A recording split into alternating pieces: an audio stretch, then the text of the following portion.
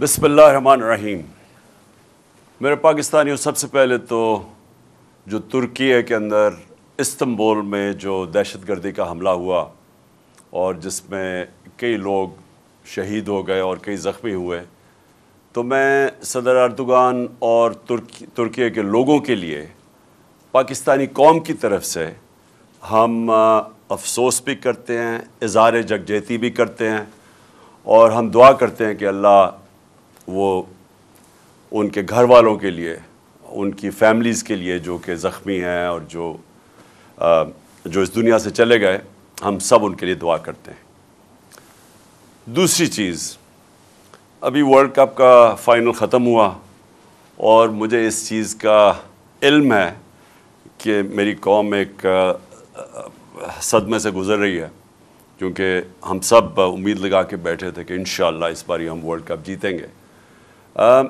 تو میں دو تین چیزیں اپنی پوری باتنا چاہتا ہوں۔ دیکھیں، سب سے پہلی کہ ہار جیت ہوتی ہے، ٹیم جو میں اپنی ٹیم کو کہتا تھا کہ آخری گیند تک لڑو، پوری کوشش کرو، لیکن جب ایک رزلٹ آ جاتا ہے اور انسان نے پوری کوشش کی ہوتی ہے تو پھر یہ انسان کہتا ہے کہ جی اللہ کی مرضی ہے۔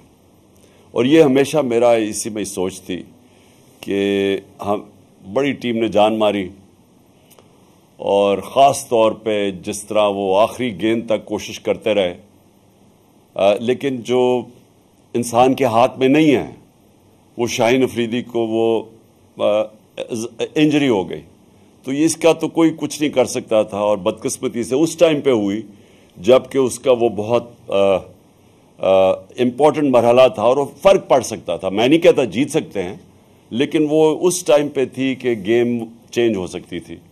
تو وہ خیر، ہم ساری قوم مبارک دے پاکستان ٹیم کو جس طرح وہ فائنل میں پہنچی ہیں۔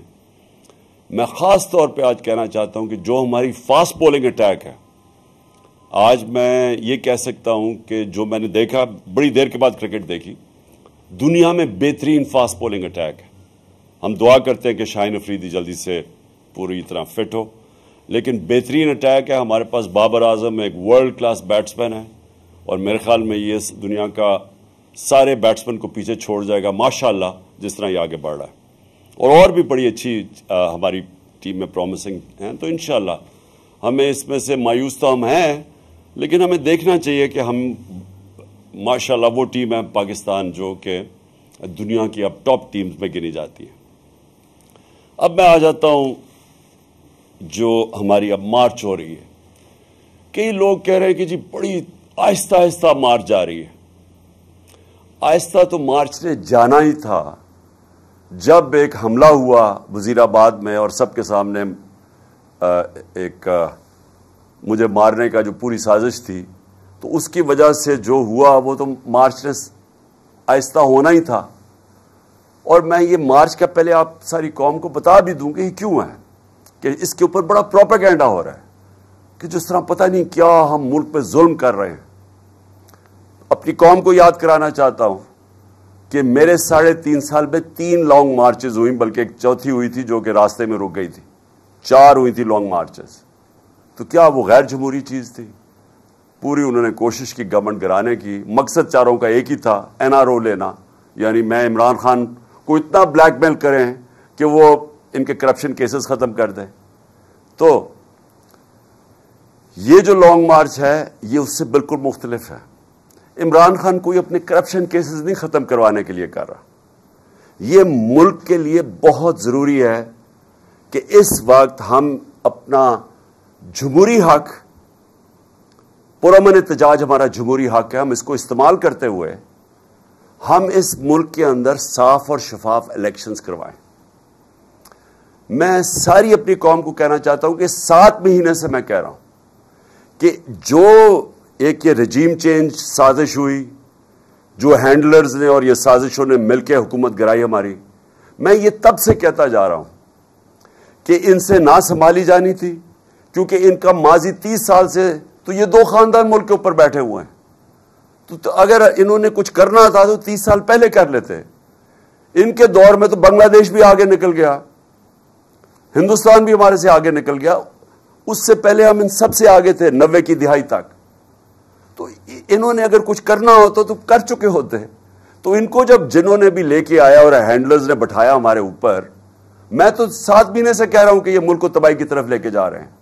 میں نے معیشت کے اوپر بتایا کہ ان سے نہیں سنبھالی جائے گی, کیونکہ جو معیشت چھوڑ کے گئے تھے وہ تو پاکستان کو دیوالیہ نکال کے گئے تھے 2018 میں. تو اب انہوں نے کیسے ٹھیک کرنی تھی؟ جو ایک ملک کے معیشت کو تباہ کرے ہیں وہ ٹھیک تو نہیں کر سکتے. جو ملک کے ادارے تباہ کریں, دنیا کی تاریخ میں وہ جو ادارے تباہ کرتے ہیں ٹھیک نہیں کر سکتے. تو میں تو تب سے کہتا جا رہا تھا کہ ہم نے اتنی مشکلوں سے 17 سال کے بعد پاکستان کی جو معاشی ترقی تھی وہ 17 سال کے بعد بہترین چل رہی تھی. جو ہماری دولت میں ملک کے اضافہ ہو رہا تھا, یہ تو لکھا ہوا ہے, یہ کسی ایکسپرٹ سے بھی پوچھ لیں کہ یہ 17 سال کے بعد پاکستان کی معیشت اوپر جا رہی تھی. دیکھ رہے ہیں جو انڈسٹری ہے, جو لارج سکیل مینوفیکچرنگ ہے, جس سے اصل میں ملک کی دولت میں بھی اضافہ ہوتا ہے اور روزگار بھی ملتا ہے, وہ تو شاید 50 سال میں سب سے تیزی سے 26% پہ بڑھ رہی تھی ہماری لارج سکیل مینوفیکچرنگ, جو آج گر کے 0 پہ پہنچ گئی ہے. تو جب وہ ملک ترقی کر رہا تھا اور انہوں نے سازش کر کے گورنمنٹ گرائی, تو ہمیں تو پتا تھا کیا ہونا ہے. جو ہینڈلرز بیٹھے ہوئے تھے ہم کو بھی کہتے رہے یہ سمجھ جاؤ کہ جو آپ نے ایکسپیریمنٹ کیا یہ فیل ہو گیا. آج قوم ساری سمجھتی ہے فیل ہو گیا, وہ ایکسپیریمنٹ فیل ہو گیا. بدقسمتی یہ ہے کہ کوئی کوشش نہیں کی گئی کہ ہاں غلطی ہوگی ہم ٹھیک کر لیں اس کو. اور ٹھیک صرف ایک راستہ تھا جو میں 7 مہینے سے کہہ رہا ہوں, اور وہ ہے صاف اور شفاف الیکشن. تو اس کے لیے یہ مارچ ہے. کوششیں کر رہے ہیں کہ اس ملک کے اندر اس دلدل سے ملک کو نکالنے کے لیے, جدھر جو معیشت کا ہر شعبہ ہے وہ نیچے چلا گیا ہے. ٹیکس کلیکشن وہ نیچے چلی گئی ہے, ایکسپورٹس وہ نیچے چلی گئی ہیں. بیرون ملک پاکستان جو ریمیٹنسز بھیجتے تھے, اور کھاریاں وہ شہر ہے جدھر سب سے زیادہ لوگ باہر جا کے کام کرتے ہیں, وہ جو پیسہ بھیجتے تھے, جو ریمیٹنس جس پہ پاکستان چل رہا تھا اور ہماری دور میں ریکارڈ ریمیٹنسز تھی, وہ نیچے جانی شروع ہو گئی ہیں. جب ایکسپورٹس نیچے جانی شروع ہو جائیں تو سب سے بڑا سوال یہ ہے کہ اب ہم پیسہ کدھر سے لے کے آئیں گے قرضوں کی قسطیں واپس کرنے پہ. دیکھیں, جب ایک ملک کی دولت میں اضافہ ہوگا تو وہ اپنے قرضوں کی قسطیں واپس کریں گے, کیونکہ قرضے تو وہیں کے وہیں ہیں, سود ان کے اوپر لگ رہا ہے, وہ بڑھتے جا رہے ہیں. اور اس حکومت نے آ کے 3 مہینے میں وہ قرضہ لیا ہے جو ہم نے 9 مہینے میں لیا تھا. اس 3 مہینے میں اس سے زیادہ قرضہ لیا ہے جو 9 مہینے میں ہم نے لیا تھا. تو قرضے بڑھتے جا رہے ہیں, ان کے اوپر سود بھی دینا ہے, اور جو آمدنی جس سے قرضے واپس کرنے ہیں وہ کم ہوتی جا رہی ہے. تو ملک کا تو دیوالیہ نکلنا ہے. تو اس کو کیسے ٹھیک کریں گے؟ میں کوئی آج معیشت کا ایکسپرٹ ہو, جو سیاست کا ایکسپرٹ ہو, جو ویسے کوئی دانشور ہو, میں چیلنج کرتا ہوں کہ ایک مجھے آدمی بتا دے پاکستان میں جو آج یہ سمجھتا ہے کہ صاف اور شفاف الیکشن کے بغیر ہم اس ملک کو اس دلدل سے نکال سکتے ہیں. مجھے ایک آدمی بتا دے. اور مسئلہ پھنسا کدھر ہوا ہے؟ مسئلہ پھنسا ہوا ہے لندن میں. لندن میں کیا مسئلہ پھنسا ہوا ہے کہ جو لندن میں مفرور جو سپریم کورٹ کی JIT کے بعد 2-2.5 سال کے بعد کنوکٹ ہوا ہے, سزا یافتہ ہے, جھوٹ بول کے جو باہر بھاگا ہوا ہے لندن میں بیٹھا ہوا ہے, اب وہ فیصلہ کر رہا ہے. اور وہ فیصلہ یہ کر رہا ہے کہ الیکشن, کیونکہ الیکشن میں وہ ہار جائے گا اس لیے الیکشن نہیں کروانے.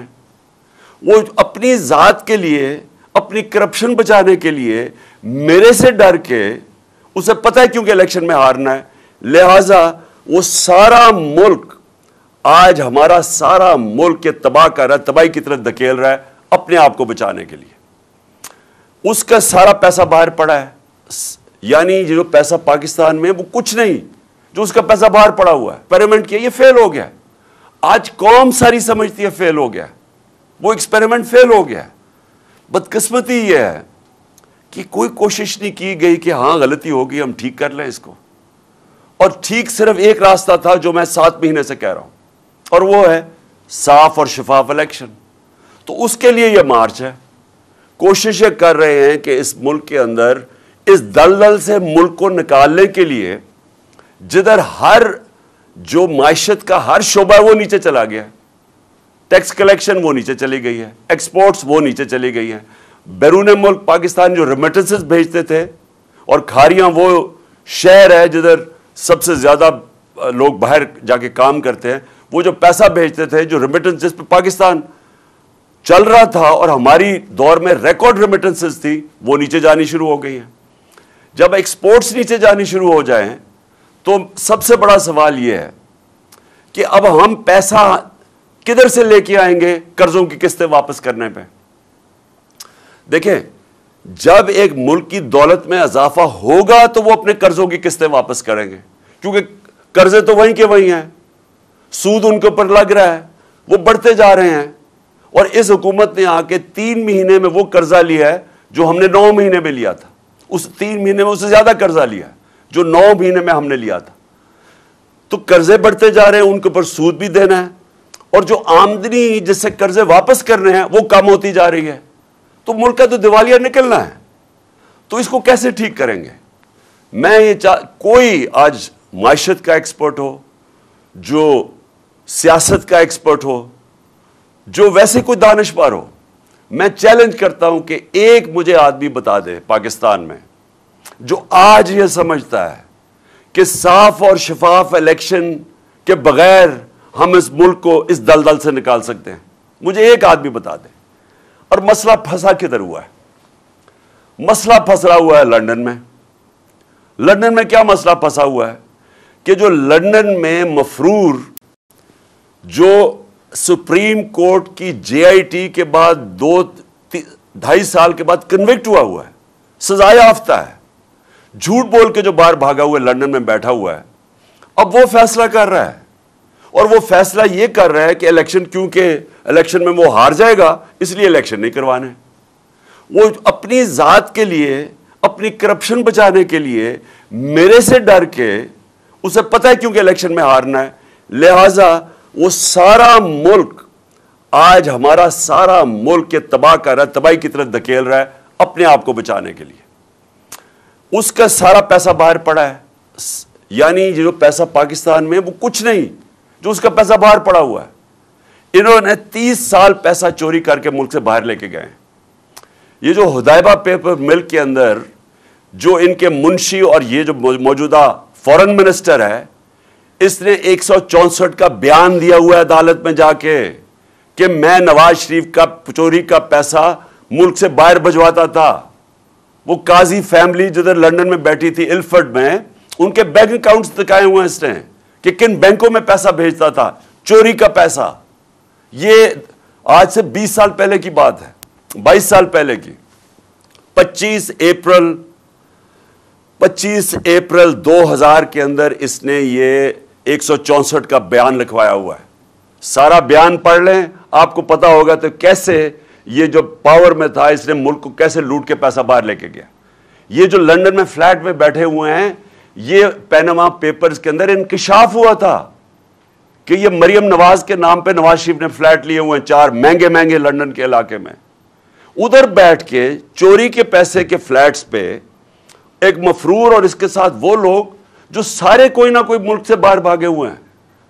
اسحاق ڈار کے بیٹے باہر بھاگے ہوئے ہیں, نواز شریف کے بیٹے باہر بھاگے ہوئے ہیں, شہباز شریف کا بیٹا وہ سلمان شریف باہر بھاگا ہوا ہے, اس کا داماد باہر بھاگا ہوا ہے, اور شہباز شریف خود پھنسا ہوا ہے. کیونکہ اس نے غلطی کیا کی, میں پھر سے لوگوں کو بتا دوں. اس نے ایک برطانوی اخبار نے لکھا, ڈیلی میل نے, کہ اس نے کرپشن کیا ہے. اس نے ہمیں دکھانے کے لیے پاکستانیوں کو کہ میں نے نہیں کی, اس نے ان کے اوپر ہرجانہ کر دیا. اس نے بجائے ڈرنے کے, وہ ڈیلی میل نے باقاعدہ بتا دیا کہ تم نے یہ چیزیں تمہارے خاندان نے چوری کیا ہوا ہے. اس نے سمجھا کہ اچھا یہ جب آگے بڑھے, اس نے تو صرف شو کے لیے کیا تھا. وہ اب لندن میں کیس لگ گیا, 2 دفعہ یہ گیا نہیں, اب تیسری دفعہ جج نے اس کو بلا لیا ہے. 1 کروڑ 1.5 کروڑ روپے کا فائن ہو گیا اس کے اوپر. تو یہ بیٹھ کے جو کہ اب لندن کے اندر اس نے ڈیلی میل میں باقاعدہ بتایا کہ انہوں نے کس کس طرح کی کرپشن کی ہے. یہ لوگ اس ملک کے مستقبل کا فیصلہ کر رہے ہیں. یہ بیٹھ کے فیصلہ کر رہے ہیں کہ آرمی چیف کون بنے گا. یعنی وہ لوگ جنہوں نے زندگی میں کوئی دیانتداری سے آج تک فیصلہ نہیں کیا, ایک آدمی میرٹ پہ نہیں رکھا, ان کے خاندان سب سے پہلے آتا ہے پھر میرٹ آتی ہے. انہوں نے وہ لوگوں کو اوپر لے کے آئے آج تک جن کو یہ رشوت دے سکیں, جن کو منہ بند کروا سکیں. عہدوں کے اوپر دیکھیں, بڑے بڑے عہدوں کے اوپر یہ کون بٹھاتے ہیں؟ میرٹ پہ نہیں لوگ آتے ہیں. جنہوں نے میرٹ پہ کوئی کام ہی نہیں کیا اور مقصد صرف ایک ہوتا ہے کہ ہمارے چوری کا پیسہ بچے گا کیسے اور چوری ہم کریں گے تو روکے گا کون کیسے, وہ لوگ بٹھاتے ہیں لندن میں بیٹھ کے. اور یہ فیصلہ کر رہا ہے کہ کیونکہ الیکشن ہم جیت نہیں سکتے لہٰذا ہم نے الیکشن نہیں کروانا. باہر میں جائے پاکستان, ملک کی معیشت نیچے جائے, جو بھی ملک ہو جائے, ان کو کوئی فرق نہیں ہے کیونکہ لندن میں بیٹھا ہوا ہے, پیسے اس کے لندن میں ہیں. جب مشکل پڑتی ہے لندن بھاگ جاتا ہے, ساری فیملی لندن بھاگ جاتی ہے. ان کے لیے سب سے بڑا عذاب ہوتا ہے کہ ہمیں ای سی ایل پہ ڈال دیا. میں ان کو کہتا ہوں کہ مجھے ای سی ایل پہ ڈالو. مجھے کیوں نہیں ای سی ایل پہ ڈالو؟ کیونکہ میں نے باہر جانا ہی نہیں ہے, میرے باہر پراپرٹیز نہیں ہے, میری کوئی باہر بینک اکاؤنٹس نہیں ہے. مجھے کیا فرق پڑتا ہے ای سی ایل میں ڈال. ان کے لیے عذاب ہو جاتا ہے. شاپنگ ادھر کرنی ہے, علاج ادھر کرنی ہے, عیدیں ادھر بنانی ہے, اور بزنسز ادھر کرنی ہے, انویسٹ ادھر کرنا ہے, اور ادھر پاکستانیوں کہہ رہے ہیں کہ پاکستان پیسہ بھیجو, اپنا سارا پیسہ باہر رکھا ہوا ہے. تو یہ سب سے پہلے لانگ مارچ کا یہ بھی مقصد ہے کہ قوم کو ہم جگائیں کہ ہو کیا رہا ہے ہماری قوم کے ساتھ. دیکھیں, ملک سمجھ جائیں, یہ پاکستان ملک 22 کروڑ کا ہے. اس کی 68% آبادی 28 سال کی عمر سے کم ہے. اگر ہم نے ان لوگوں کو صحیح آئینی طور طریقہ نہ سکھایا احتجاج کا, یہ سری لنکا کی طرف نکل جائیں گے. کیونکہ نوجوان تو اب سمجھ بیٹھا ہے, سوشل میڈیا پہ نوجوان آ گیا ہے. جتنا مرضی آپ میڈیا کو بند کریں, جتنے مرضی پابندی لگائیں, جتنا مرضی ڈرائیں ان صحافیوں کو, سوشل میڈیا تو چل رہا ہے اور نوجوان سارا سوشل میڈیا پہ ہے اور ان میں شعور آ چکا ہے اور وہ دیکھ رہے ہیں تماشا کیا ہو رہا ہے پاکستان سے. شکر کریں کہ ہم لانگ مارچ اور آئین کے بیچ میں رہتے ہوئے ہم اپنے سارا یہ جو اس عوام کا غصہ ہے وہ ہم اس طرح لے کے جا رہے ہیں, پرامن احتجاج پہ لے کے جا رہے ہیں. شکر کرنا چاہیے. 7 مہینے سے بار بار عوام آپ کو بتا رہی ہے, ساری قوم کو, کہ عوام نے یہ جو چوروں کو ہمارے اوپر مسلط کیا سازش کے تحت, قوم ان کو مسترد کر بیٹھی ہے. الیکشن میں یہ بتاتے ہیں, جو با الیکشن ہوتا ہے اس میں وہ بتاتے ہیں, جو جلسے ہیں کبھی ایسے ہوئے ہی نہیں ہیں. مارچ میں جب پبلک نکلی وہ بتا رہی ہے. سمجھا تھا کہ میرے بغیر کوئی نکلے گا نہیں, لانگ مارچ میں دیکھ لیں پبلک نکل رہی ہے. تو پبلک تو بتا رہی ہے کہ ہم یہ جو آپ نے سمجھا ہمیں بھیڑ بکریوں کی طرح, یہ بھیڑ بکری شعور والے لوگ ہیں اور یہ آپ کو ایک سگنل دے رہے ہیں. اور انشاءاللہ جب یہ مارچ پہنچے گی پنڈی, تو اور میں جب انشاءاللہ وہاں پہنچوں گا تو ساری قوم اب دیکھے گی, سارے پاکستان سے لوگ آ رہے ہیں پنڈی. اتنی کبھی پبلک نظر نہیں آئے گی اس ملک کی تاریخ میں جو آنے والی ہے پنڈی. اور وہ صرف ایک چیز کہہ رہی ہے, ہمیں بھیڑ بکریاں نہ سمجھو, ہم ان چوروں کو نہیں تسلیم کرتے, ہم الیکشن چاہتے ہیں, ہم فیصلہ کرنا چاہتے ہیں کہ اس ملک کی قیادت کون کرے گا.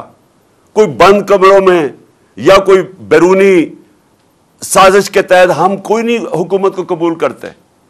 قوم کہہ بیٹھی اور یہ کہے گی جا کے انشاءاللہ جب پنڈی پہنچیں گے. اور میں 2 اور باتیں کرنا چاہتا ہوں. جب سے یہ آئے ہیں, پہلے تو مجھے بتائیں, انہوں نے کہا عمران خان نے بالکل پاکستان کو انٹرنیشنلی آئسولیٹ کر دیا. انہوں نے بار بار کہا کہ عمران خان نے آئسولیٹ کر دیا. یہ 7 مہینے سے بیٹھے ہوئے ہیں. مجھے ایک چیز بتائیں کہ انہوں نے انٹرنیشنلی فورن پالیسی پہ کوئی ملک کا فائدہ کروایا ہو. مجھے ایک چیز بتا دیں. میں نے بڑا روکا ہوا تھا, بیرونی دورے میں نے بڑے دیکھ کے کرتا تھا. میں کسی بیرونی دورے پہ نہیں جاتا تھا جب تک میرے ملک کو فائدہ نہ ہو. میرے بچے انگلینڈ میں تھے, 3.5 سال میں 2 دفعہ مجھے دعوت ملی انگلینڈ جانے کے لیے، لیکن میں نے فیصلہ کیا کہ ان دوروں سے میرے ملک کو فائدہ نہیں ہے، میں نہیں گیا۔ نواز شریف 24 دفعہ نجی دورے کیے اس نے پرائم منسٹر ہوتے ہوئے برطانیہ کے، زرداری 50 دفعہ نجی پرائیویٹ دورے کیے اس نے دبئی کے، میں نے تو کوئی نہیں کیا۔ اور میں یہ پوچھنا چاہتا ہوں کہ انہوں نے 7 مہینے میں ان کی کیبنٹ، ان کے پارلیمنٹیرینز نے 3 گنا زیادہ دورے کیے جو ہم نے 3.5 سال میں نہیں کیا۔ پیسہ انہوں نے خرچ کیا، مہنگے مہنگے ہوٹلوں میں یہ ٹھہرے۔ یہ ابھی چائنا گیا تو 777 بوئنگ وہ لے کے چلا گیا، جس طرح پاکستان میں تیل کی نہریں بہہ رہی ہیں۔ کیا انہوں نے اچیو کیا؟ کوئی مجھے بتائیں کہ پاکستان کو کوئی فائدہ ہوا اس سے؟ بتائیں کہ کوئی ہمارے ریلیشن شپ بہتر ہوئی؟ بلکہ میں آج آپ کو کہہ رہا ہوں پاکستان کا وقار دنیا میں نیچے گیا۔ ہمارے دور میں ہم نے اسلاموفوبیا، جو دنیا کے اندر اسلام کے خلاف جو ایک پوری مہم ہے، ہم نے اٹھائی تھی، پاکستان نے اٹھائی تھی، یونائٹڈ نیشنز میں، OIC کے اندر دنیا اکنالج کرتی تھی، مسلمان دنیا کے، پاکستان ایک کھڑا ہوا اس کے لیے۔ ہم نے، میرا سارا جو ہماری باقی ملک سے تعلقات تھے، وہ یہ نہیں کہ میں کسی سے کوئی لڑائی کرنا چاہتا تھا، میں خوددار پالیسی چاہتا تھا، آزاد فورن پالیسی چاہتا تھا۔ میں وہ فورن پالیسی کے اوپر کام کر رہا تھا جس سے جو پاکستانیوں کے مفادات کے لیے ہو۔ میں کوئی کسی کے سامنے کوئی جھک کے اور پیر پکڑ کے میں وہ فورن پالیسی نہیں چاہتا، میں خوددار فورن پالیسی چاہتا۔ ہم امریکہ سے چاہتے ہیں وہ فورن پالیسی جس طرح ہندوستان کی ہے۔ ہندوستان کے امریکہ سے تعلقات ہیں، لیکن بڑی خودداری ہے ان کے اندر، وہ اپنے لوگوں کے مفادات کے لیے کھڑے ہوتے ہیں۔ ہمیں وہ جس طرح ماضی میں وار آن ٹیرر میں کسی کی غلامی کبھی نہیں قبول کر سکتا، پاکستان اس لیے نہیں بنا تھا۔ تو خوددار فورن پالیسی کو اگر یہ کہہ رہے ہیں کہ جی ہمیں دنیا میں آئسولیٹ کیا، تو تم نے جوتے پالش کر کے کیا کیا اب تک؟ بتائیں، آپ نے لوگوں کے جوتے پالش کیے ہیں، سب کے سامنے گر جاتے ہیں، ایسے کھڑے ہوتے ہیں ہاتھ باندھ کے کہ جی میں مانگنے نہیں آیا، میں مجبور ہوں۔ کتنے پیسے آ گئے ہیں، کتنا فائدہ ہو گیا پاکستان کو۔ اور پھر فورن پالیسی کے علاوہ مجھے یہ بتائیں کہ آج جدھر ہمارا ملک کھڑا ہے، میں ان سب سے آج پوچھتا ہوں، جدھر آج پاکستان کھڑا ہے، کیا کسی کے پاس راستہ ہے کہ جو ہمارا ملک معاشی طور پہ نیچے جا رہا ہے؟ کسی کے پاس کوئی راستہ ہے؟ ان ساروں کیبنٹ سے پوچھ لیں، ان کے لوگوں سے، کہ کسی کے پاس کوئی راستہ ہے کہ یہ جو تیزی سے نیچے جا رہا ہے ہمارا ملک، اس کو بچا سکتا ہے؟ ہمارے جو بزنس کمیونٹی ہے، 88% بزنس مین نے کہا ہے کہ ہمیں پاکستان غلط راستے پہ جا رہا ہے۔ یعنی بزنس کمیونٹی کا، ان کا کوئی ان کے اعتماد نہیں ہے حکومت کے اوپر۔ یہی فیصل آباد تھا جب ہم آئے تھے 2018 میں۔ فیصل آباد کے آج اگر لوگ دیکھ رہے ہوں تو فیصل آباد کے اندر جو ٹیکسٹائل انڈسٹری تھی وہ اپنی مشینیں بیچ رہے تھے، ٹیکسٹائل انڈسٹری کو ریل اسٹیٹ میں کنورٹ کر رہے تھے۔ ہمارے یہ آج سے 7-8 مہینے پہلے فیصل آباد کے لوگوں سے پوچھے، مجھے جو ٹیکسٹائل کے کارخانے کے جو مالک تھے، مجھے کہتے ہیں ہمیں مزدور نہیں مل رہا ہے ٹیکسٹائل انڈسٹری کے لیے۔ جو ٹیکسٹائل کی سیلز ہوئی، پاکستان کی تاریخ کے ریکارڈ ٹوٹ گئے تھے۔ اور پھر سے جو لارج اسکیل مینوفیکچرنگ 26% پہ بڑھ رہی تھی۔ اور آج وہ ذرا فیصل آباد سے پوچھے کہ لوگوں کے کیا حالات ہیں، آج مزدوروں سے پوچھے کہ روزگار کتنا مل رہا ہے، آج لوگوں سے پوچھ، تو کون سی قیامت آ گئی 7 مہینے میں کہ سارا کچھ نیچے چلا گیا؟ مہنگائی پاکستان کی 50 سال میں سب سے زیادہ مہنگائی ہوئی ہے۔ تیل تو آج سستا ہے، ہمارے دور میں تو مہنگائی تیل کی وجہ سے تھی، بیرون ملک میں تیل کی قیمت اوپر گئی، تو آج مہنگائی کی کیا وجہ ہے؟ ہمارے دور سے تو زیادہ سستا ہے آج تیل۔ ہر چیز جو مہنگی ہوئی ہے، کون ہے اس کا ذمہ دار؟ اور سوال میرا یہ ہے کہ اب یہ کیا کریں گے اسے نکالنے کے لیے؟ مہنگائی بھی بڑھ گئی، بے روزگاری بھی بڑھ گئی، اس ملک کے اندر جو کہ روزگار دینے کے لیے جو انڈسٹری ہے اس کے اندر بھی انویسٹمنٹ نہیں ہو رہی، وہ بھی لوگ پیچھے ہٹ گئے ہیں۔ ہمارے پاس कॉन्फिडेंस, एतमाद ही नहीं है, इन्वेस्ट क्यों करें? और क्यों इन्वेस्ट करें? किसी को पता ही नहीं हुकूमत कितनी देर चलेगी। और वो पूछें कि जो बाहर से ओवरसीज पाकिस्तानी जो हमारे पैसा भेजते थे वो कम होनी शुरू हो गई है। तो एक तरफ कर्जे बढ़ते जा रहे हैं, दूसरी तरफ आमदनी कम हो रही है। तो सारों से मैं पूछता हूं इसका क्या हल है? इसका एक हल है, साफ और शफाफ इलेक्शन। और मैं आज इसलिए ये मार्च वालों को कह रहा हूं कि ये जो जहाद कर रहे हैं वो इसलिए कर रहे हैं कि इस मुल्क में इलेक्शन होंगे तो सियासी तौर पे इस्तेकाम आएगा, सियासी इस्तेकाम आएगा तो माशी इस्तेकाम आएगा, और तब ये मुल्क की जो माशियत है वो उठ सकती है। और जितनी देर ये खींचते जा रहे हैं, इलेक्शन नहीं करवा रहे हैं, क्योंकि वो जो लंदन में बैठा हुआ मुजरिम है वो डरा हुआ इलेक्शन से, और वो अपने आप को बचाने के लिए वो मुल्क को दांव पे लगा रहा है, हमारे मुस्तकबिल को दांव पे लगा रहा है। और ये वक्त है कि हम सारी कौम को मैं कह रहा हूं कि इसमें शिरकत करें। देखिए, इलेक्शन, साफ और शफाफ इलेक्शन हमें चाहिए और हमें इंसाफ चाहिए। और मैं आखिर में अपनी अदलिया से पूछना चाहता हूं कि सारी कौम आज आपकी तरफ देख रही है। मैं अपने रिस्पेक्टेड ऑनरेबल चीफ जस्टिस से कहना चाहता हूं कि कौम आज आपकी तरफ देख रही है। अभी सारी कौम ने यही देखा कि उन्होंने पाकिस्तान का प्राइम मिनिस्टर नहीं देखा, शहबाज शरीफ।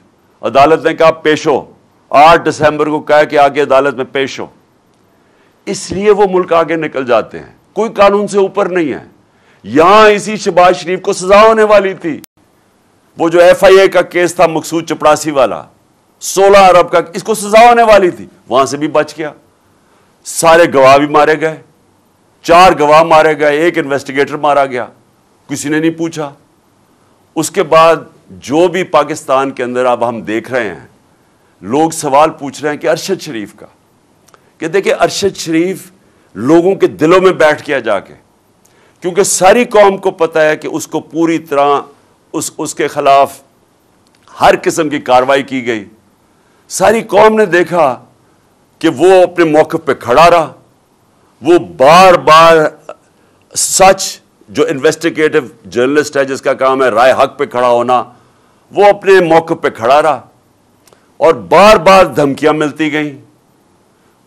सारी सहाफ़ी बरादरी को पता है कि उसकी जान खतरे में थी, उसके बावजूद वो खड़ा रहा। आखिर में मुल्क से बाहर गया, और जो उसको कत्ल किया गया मुल्क से बाहर, सारी कौम को तो इत्मीद ही अब किसी के ऊपर नहीं रह गया। इस गवर्नमेंट के ऊपर इत्मीद रहेगा जिसको वो बेनकाब कर रहा था, या इस्टेब्लिशमेंट के ऊपर जो वो बात तनकीद कर रहा था, वो तो नहीं इंसाफ दे सकते। तो इसलिए चीफ जस्टिस साहब, आपको अरशद शरीफ को इंसाफ देना पड़ेगा, आपको आज़म स्वाति को इंसाफ देना पड़ेगा। जो आज़म स्वाति से हुआ, एक तो उस उम्र के आदमी को नंगा करके तशद्दुद करना, उसको उसके पोते और पोतियों के सामने मारना, और उसके बाद जो वीडियो निकाली और उसकी बीवी को जो तहज्जुद गुजार, ये इसके बाद अगर इस मुल्क के अंदर एक सेनेटर को उससे इतना जुल्म हो और इंसाफ ना मिल सके, तो इस सारे अवाम तो पहले ही समझती है कि इस ताकतवर के लिए एक कानून और दूसरे के लिए, कमज़ोर के लिए दूसरा। तो ये इंतहा हो जाएगी।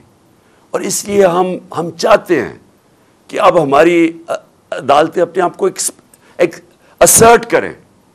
Prime minister Pakistan, ex prime minister, सबसे बड़ी पार्टी का सरबरा, मैं FIR नहीं कटवा सकता। मेरा हक है कि मैं फर्स्ट इंफॉर्मेशन रिपोर्ट मैं दूं, उसके बाद इन्वेस्टिगेशन हो, और वो भी आपके नीचे, और फिर फैसला करें कि हाँ जो मैंने 3 नाम लिए हैं वो ठीक है या गलत है। लेकिन मैं FIR नहीं लिखवा सकता। इससे ज्यादा बड़ा जुल्म क्या हो सकता है? तो अगर मैं नहीं लिखवा सकता तो इसका मतलब आम लोग तो कुछ भी नहीं कर सकते। इसका मतलब उनकी हैसियत ही कोई नहीं है आम लोगों की। ये जो बेचारे आजकल बेरोजगारी बढ़ती जा रही है, लोग टेलीफोन खींच रहे हैं, लोग तंग हैं इससे कि चोरियां बढ़ती जा रही हैं, स्ट्रीट क्राइम बढ़ती जा रही है, क्योंकि मुल्क नीचे जा रहा है। जब बेरोजगारी बढ़ती जाएगी, महंगाई 50 साल में सबसे ज्यादा महंगाई, 7 سالوں میں دگنی ہو گئی ہے مہنگائی. ہمیں کہتے تھے زیادہ مہنگائی ہے. تو جب مہنگائی بھی بڑھ رہی ہے, بے روزگاری بھی بڑھ رہی ہے, تو عام آدمی جب چوری کرے تو وہ جیل میں, اور جو سب سے طاقتور ڈاکو جو اربوں روپیہ چوری کر کے باہر لے کے جاتے ہیں وہ NRO لے لیں. یہ قوم اس وقت آپ کی طرف دیکھ رہی ہے. کیس لگا ہوا ہے میرا عدالت کے اندر کہ یہ جو NRO انہوں نے لیا ہے نیب امینڈمنٹس کے تحت, یہ تو دنیا میں کہیں کوئی سوچ نہیں سکتا کہ آپ اپنے قانون پاس کریں اور خود ہی اپنے آپ کو بچا لیں اس سے. تو اس لیے آخر میں اپنی سپریم کورٹ کے چیف جسٹس سے, اپنی قوم کی طرف سے آپ سے ریکویسٹ کرتا ہوں کہ یہ ٹائم ہے کہ پاکستان کی عدلیہ اب عوام کے ساتھ کھڑی ہو. یہ جو طاقتور اس ملک میں قانون کے اوپر ہیں, آپ ان کو قانون کے نیچے لے کے آئیں اور اس ملک کو حقیقی طور پہ آزاد کریں. پاکستان زندہ باد.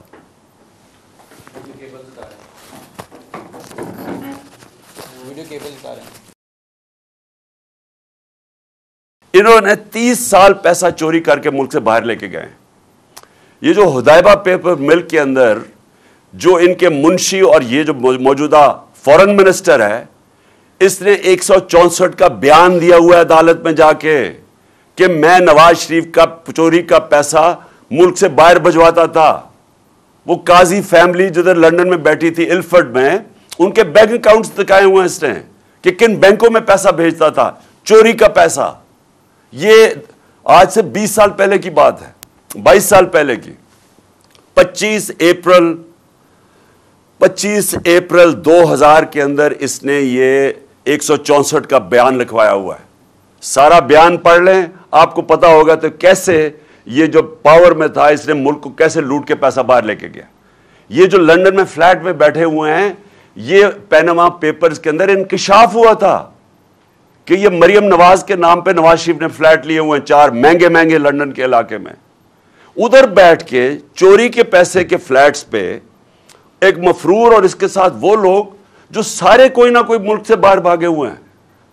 اسحاق ڈار کے بیٹے باہر بھاگے ہوئے ہیں, نواز شریف کے بیٹے باہر بھاگے ہوئے ہیں, شہباز شریف کا بیٹا وہ سلمان شریف باہر بھاگا ہوا ہے, اس کا دماد باہر بھاگا ہوا ہے, اور شہباز شریف خود پھنسا ہوا ہے کیونکہ اس نے غلطی کیا کی. میں پھر سے لوگوں کو بتا دوں, اس نے ایک برطانوی اخبار نے لکھا, ڈیلی میل نے, کہ اس نے کرپشن کیا ہے. اس نے ہمیں دکھانے کے لیے پاکستانیوں کو کہ میں نے نہیں کی, اس نے ان کے اوپر ہرجانہ کر دیا. اس نے بجائے ڈرنے کے, وہ ڈیلی میل نے باقاعدہ بتا دیا کہ تم نے یہ چیزیں تمہارے خاندان نے چوری کیا ہوا ہے. اس نے سمجھا کہ اچھا یہ جب آگے بڑھے, اس نے تو صرف شو کے لیے کیا تھا.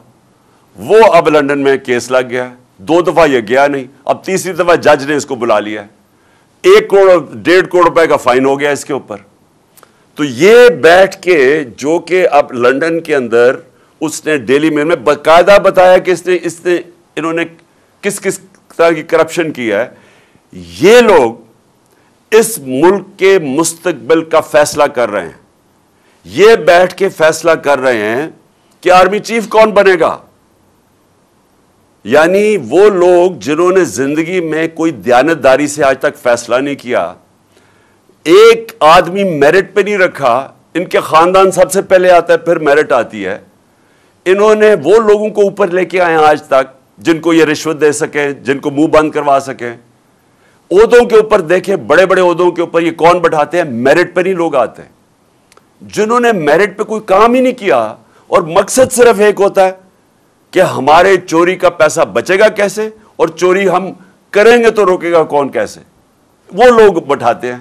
اب یہ پاکستان کے آرمی چیف کا فیصلہ کر رہا ہے لندن میں بیٹھ کے, اور یہ فیصلہ کر رہا ہے کہ کیونکہ الیکشن ہم جیت نہیں سکتے لہٰذا ہم نے الیکشن نہیں کروانا.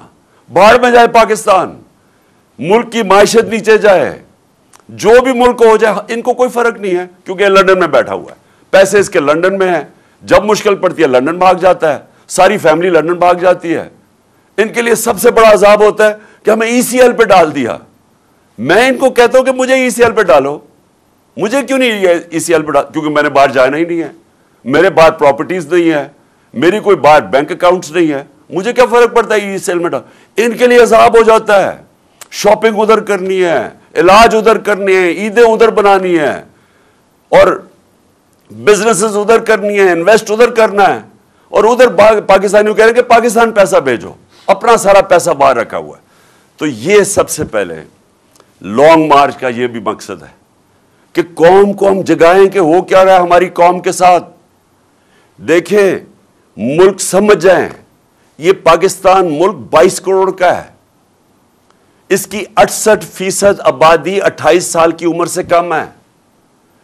اگر ہم نے ان لوگوں کو صحیح آئینی طور طریقہ نہ سکھایا احتجاج کا, یہ سری لنکا کی طرف نکل جائیں گے. کیونکہ نوجوان تو اب سمجھ بیٹھا ہے, سوشل میڈیا پہ نوجوان آ گیا ہے. جتنا مرضی آپ میڈیا کو بند کریں, جتنے مرضی پابندی لگائیں, جتنا مرضی ڈرائیں ان صحافیوں کو, سوشل میڈیا تو چل رہا ہے اور نوجوان سارا سوشل میڈیا پہ ہے, اور ان میں شعور آ چکا ہے, اور وہ دیکھ رہے ہیں تماشا کیا ہو رہا ہے پاکستان سے. شکر کریں کہ ہم لانگ مارچ اور آئین کے بیچ میں رہتے ہوئے ہم اپنے سارا یہ جو اس عوام کا غصہ ہے وہ ہم اس طرح لے کے جا رہے ہیں, پرامن احتجاج پہ لے کے جا رہے ہیں. شکر کرنا چاہیے. 7 مہینے سے بار بار عوام آپ کو بتا رہی ہے, ساری قوم کو, کہ عوام نے یہ جو چوروں کو ہمارے اوپر مسلط کیا سازش کے تحت, قوم ان کو مسترد کر بیٹھی ہے. الیکشن میں یہ بتاتے ہیں, جو با الیکشن ہوتا ہے اس میں وہ بتاتے ہیں, جو جلسے ہیں کبھی ایسے ہوئے ہی نہیں ہیں. مارچ میں جب پبلک نکلی وہ بتا رہی ہے. سمجھا تھا کہ میرے بغیر کوئی نکلے گا نہیں, لانگ مارچ میں دیکھ لیں پبلک نکل رہی ہے. تو پبلک تو بتا رہی ہے کہ ہم یہ جو آپ نے سمجھا ہمیں بھیڑ بکریوں کی طرح, یہ بھیڑ بکری شعور والے لوگ ہیں, اور یہ آپ کو ایک سگنل دے رہے ہیں. اور انشاءاللہ جب یہ مارچ پہنچے گی پنڈی, تو اور میں جب انشاءاللہ وہاں پہنچوں گا تو ساری قوم اب دیکھے گی, سارے پاکستان سے لوگ آ رہے ہیں پنڈی. اتنی کبھی پبلک نظر نہیں آئے گی اس ملک کی تاریخ میں جو آنے والی ہے پنڈی. اور وہ صرف ایک چیز کہہ رہی ہے, ہمیں بھیڑ بکریاں نہ سمجھو, ہم ان چوروں کو نہیں تسلیم کرتے. ہم الیکشن چاہتے ہیں, ہم فیصلہ کرنا چاہتے ہیں کہ اس ملک کی قیادت کون کرے گا. کوئی بند کمروں میں یا کوئی بیرونی سازش کے تحت ہم کوئی نہیں حکومت کو قبول کرتے. قوم کہہ بیٹھی اور یہ کہے گی جا کے انشاءاللہ جب پنڈی پہنچیں گے. اور میں 2 اور باتیں کرنا چاہتا ہوں. جب سے یہ آئے ہیں, پہلے تو مجھے بتائیں, انہوں نے کہا عمران خان نے بالکل پاکستان کو انٹرنیشنلی آئسولیٹ کر دیا. انہوں نے بار بار کہا کہ عمران خان نے آئسولیٹ کر دیا. یہ 7 مہینے سے بیٹھے ہوئے ہیں. مجھے ایک چیز بتائیں کہ انہوں نے انٹرنیشنلی فورن پالیسی پہ کوئی ملک کا فائدہ کروایا ہو. مجھے ایک چیز بتا دیں. میں نے بڑا روکا ہوا تھا, بیرونی دورے میں نے بڑے دیکھ کے کرتا تھا. میں کسی بیرونی دورے پہ نہیں جاتا تھا جب تک میرے ملک کو فائدہ نہ ہو. میرے بچے انگلینڈ میں تھے, 3.5 سال میں 2 دفعہ مجھے دعوت ملی انگلینڈ جانے کے لیے. لیکن میں نے فیصلہ کیا کہ ان دوروں سے میرے ملک کو فائدہ نہیں ہے, میں نہیں گیا. نواز شریف 24 دفعہ نجی دورے کیے اس نے پرائم منسٹر ہوتے ہوئے برطانیہ کے. زرداری 50 دفعہ نجی پرائیویٹ دورے کیے اس نے دبئی کے. میں نے تو کوئی نہیں کیا. اور میں یہ پوچھنا چاہتا ہوں کہ انہوں نے 7 مہینے میں ان کی کیبنٹ, ان کے پارلیمنٹیرینز نے 3 گنا زیادہ دورے کیے جو ہم نے 3.5 سال میں نہیں کیا. پیسہ انہوں نے خرچ کیا, مہنگے مہنگے ہوٹلوں میں یہ ٹھہرے. یہ ابھی چائنا گیا تو 777 بوئنگ وہ لے کے چلا گیا, جس طرح پاکستان میں تیل کی نہریں بہ رہی ہیں. کیا انہوں نے اچیو کیا؟ کوئی مجھے بتائیں کہ پاکستان کو کوئی فائدہ ہوا اس سے. بتائیں کہ کوئی ہمارے ریلیشن شپ بہتر ہوئی. بلکہ میں آج آپ کو کہہ رہا ہوں, پاکستان کا وقار دنیا میں نیچے گیا. ہمارے دور میں ہم نے اسلاموفوبیا, جو دنیا کے اندر اسلام کے خلاف جو ایک پوری مہم ہے, ہم نے اٹھائی تھی, پاکستان نے اٹھائی تھی. یونائٹڈ نیشنز میں, OIC کے اندر دنیا اکنالج کرتی تھی, مسلمان دنیا کے, پاکستان ایک کھڑا ہوا اس کے لیے. ہم نے, میرا سارا جو ہماری باقی ملک سے تعلقات تھے, وہ یہ نہیں کہ میں کسی سے کوئی لڑائی کرنا چاہتا تھا, میں خوددار پالیسی چاہتا تھا. آزاد فورن پالیسی چاہتا تھا. میں وہ فورن پالیسی کے اوپر کام کر رہا تھا جس سے جو پاکستانیوں کے مفادات کے لیے ہو. میں کوئی کسی کے سامنے کوئی جھک کے اور پیر پکڑ کے میں وہ فورن پالیسی نہیں چاہتا. میں خوددار فورن پالیسی چاہتا. ہم امریکہ سے چاہتے ہیں وہ فورن پالیسی جس طرح ہندوستان کی ہے. ہندوستان کے امریکہ سے تعلقات ہیں لیکن بڑی خودداری ہے ان کے اندر. وہ اپنے لوگوں کے مفادات کے لیے کھڑے ہوتے ہیں. ہمیں وہ جس طرح ماضی میں وار آن ٹیرر میں کسی کی غلامی کبھی نہیں قبول کر سکتا. پاکستان اس لیے نہیں بنا تھا. تو خوددار فورن پالیسی کو اگر یہ کہہ رہے ہیں کہ جی ہمیں دنیا میں آئسولیٹ کیا, تو تم نے جوتے پالش کر کے کیا کیا اب تک؟ بتائیں. آپ نے لوگوں کے جوتے پالش کیے ہیں, سب کے سامنے گر جاتے ہیں, ایسے کھڑے ہوتے ہیں ہاتھ باندھ کے کہ جی میں مانگنے نہیں آیا, میں مجبور ہوں. کتنے پیسے آ گئے ہیں, کتنا فائدہ ہو گیا پاکستان کو. اور پھر فورن پالیسی کے علاوہ مجھے یہ بتائیں کہ آج جدھر ہمارا ملک کھڑا ہے, میں ان سب سے آج پوچھتا ہوں, جدھر آج پاکستان کھڑا ہے, کیا کسی کے پاس راستہ ہے کہ جو ہمارا ملک معاشی طور پہ نیچے جا رہا ہے؟ کسی کے پاس کوئی راستہ ہے؟ ان ساروں کیبنٹ سے پوچھ لیں, ان کے لوگوں سے, کہ کسی کے پاس کوئی راستہ ہے کہ یہ جو تیزی سے نیچے جا رہا ہے ہمارا ملک, اس کو بچا سکتا ہے؟ ہمارے جو بزنس کمیونٹی ہے, 88% بزنس مین نے کہا ہے کہ ہمیں پاکستان غلط راستے پہ جا رہا ہے. یعنی بزنس کمیونٹی کا ان کا کوئی ان کے اعتماد نہیں ہے حکومت کے اوپر. یہی فیصل آباد تھا جب ہم آئے تھے 2018 میں. فیصل آباد کے آج اگر لوگ دیکھ رہے ہوں تو فیصل آباد کے اندر جو ٹیکسٹائل انڈسٹری تھی وہ اپنی مشینیں بیچ رہے تھے, ٹیکسٹائل انڈسٹری کو ریل اسٹیٹ میں کنورٹ کر رہے تھے. ہمارے یہ آج سے 7-8 مہینے پہلے فیصل آباد کے لوگوں سے پوچھے, مجھے جو ٹیکسٹائل کے کارخانے کے جو مالک تھے مجھے کہتے ہیں ہمیں مزدور نہیں مل رہا ہے ٹیکسٹائل انڈسٹری کے لیے. جو ٹیکسٹائل کی سیلز ہوئی پاکستان کی تاریخ کے ریکارڈ ٹوٹ گئے تھے. اور پھر سے جو لارج اسکیل مینوفیکچرنگ 26% پہ بڑھ رہی تھی. اور آج وہ ذرا فیصل آباد سے پوچھے کہ لوگوں کے کیا حالات ہیں. آج مزدوروں سے پوچھیں کہ روزگار کتنا مل رہا ہے. آج لوگوں سے پوچھ تو کون سی قیامت آ گئی 7 مہینے میں کہ سارا کچھ نیچے چلا گیا. مہنگائی پاکستان کی 50 سال میں سب سے زیادہ مہنگائی ہوئی ہے. تیل تو آج سستا ہے. ہمارے دور میں تو مہنگائی تیل کی وجہ سے تھی, بیرون ملک میں تیل کی قیمت اوپر گئی. تو آج مہنگائی کی کیا وجہ ہے؟ ہمارے دور سے تو زیادہ سستا ہے آج تیل. ہر چیز جو مہنگی ہوئی ہے, کون ہے اس کا ذمہ دار؟ اور سوال میرا یہ ہے کہ اب یہ کیا کریں گے اسے نکالنے کے لیے؟ مہنگائی بھی بڑھ گئی, بے روزگاری بھی بڑھ گئی. اس ملک کے اندر جو کہ روزگار دینے کے لیے جو انڈسٹری ہے اس کے اندر بھی انویسٹمنٹ نہیں ہو رہی, وہ بھی لوگ پیچھے ہٹ گئے ہیں.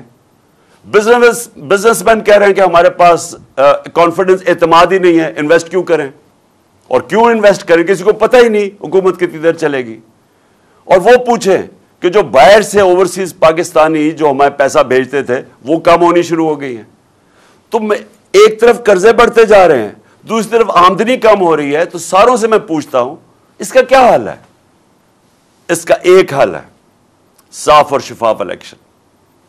اور میں آج اس لیے یہ مارچ والوں کو کہہ رہا ہوں کہ یہ جو جہاد کر رہے ہیں وہ اس لیے کر رہے ہیں کہ اس ملک میں الیکشن ہوں گے تو سیاسی طور پہ استحکام آئے گا. سیاسی استحکام آئے گا تو معاشی استحکام آئے گا, اور تب یہ ملک کی جو معیشت ہے وہ اٹھ سکتی ہے.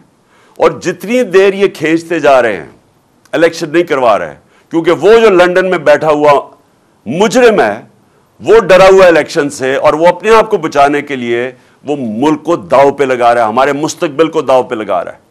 اور یہ وقت ہے کہ ہم ساری قوم کو میں کہہ رہا ہوں کہ اس میں شرکت کریں. دیکھیں, الیکشن صاف اور شفاف الیکشن ہمیں چاہیے, اور ہمیں انصاف چاہیے. اور میں آخر میں اپنی عدلیہ سے پوچھنا چاہتا ہوں کہ ساری قوم آج آپ کی طرف دیکھ رہی ہے. میں اپنے ریسپیکٹڈ آنریبل چیف جسٹس سے کہنا چاہتا ہوں کہ قوم آج آپ کی طرف دیکھ رہی ہے. ابھی ساری قوم نے یہی دیکھا کہ انہوں نے پاکستان کا پرائم منسٹر نہیں دیکھا شہباز شریف. عدالت نے کہا پیش ہو, 8 دسمبر کو کہا کہ آگے عدالت میں پیش ہو. اس لیے وہ ملک آگے نکل جاتے ہیں. کوئی قانون سے اوپر نہیں ہے. یہاں اسی شہباز شریف کو سزا ہونے والی تھی.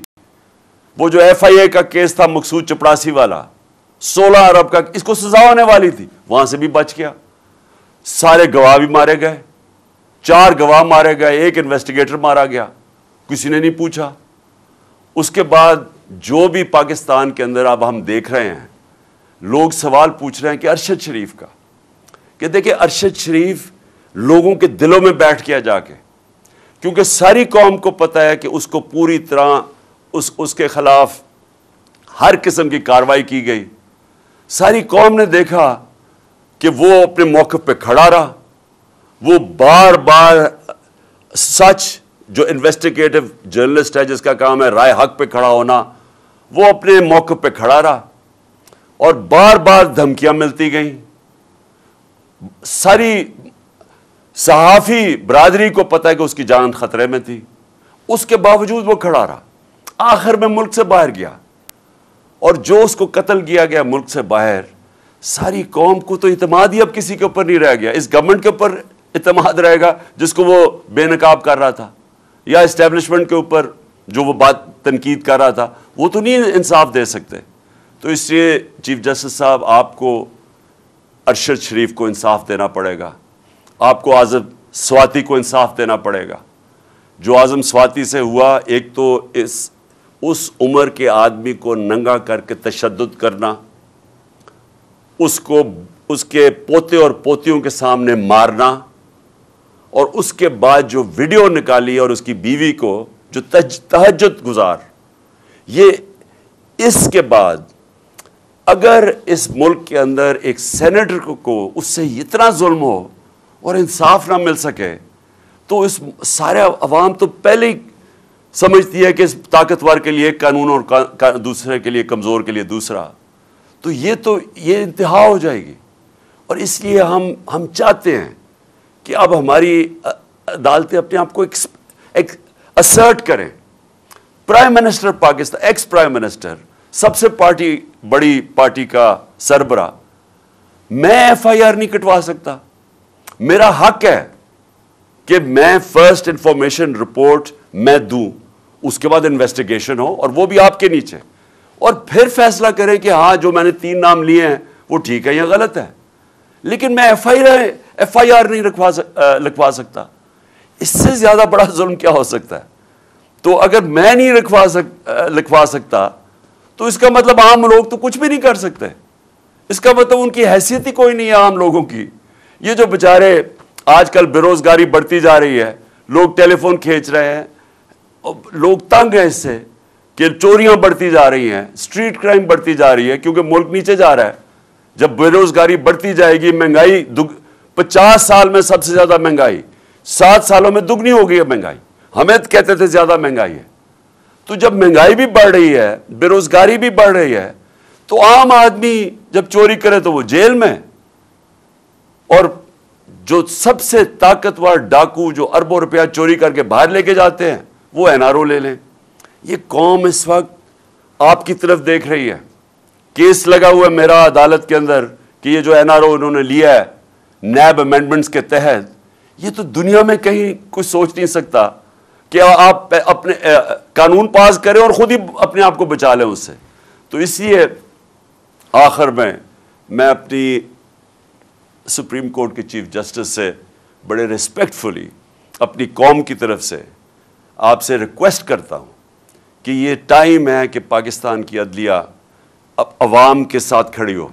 یہ جو طاقتور اس ملک میں قانون کے اوپر ہیں, آپ ان کو قانون کے نیچے لے کے آئیں اور اس ملک کو حقیقی طور پہ آزاد کریں.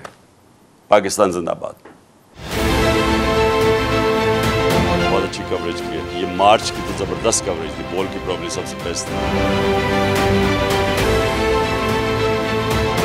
سب سے زیادہ ریلز اور سب سے زیادہ ریٹنگ کے ساتھ بول رہا نمبر 1 सब्सक्राइब करें और बेल दबाएं ताकि कोई खबर रह न जाए।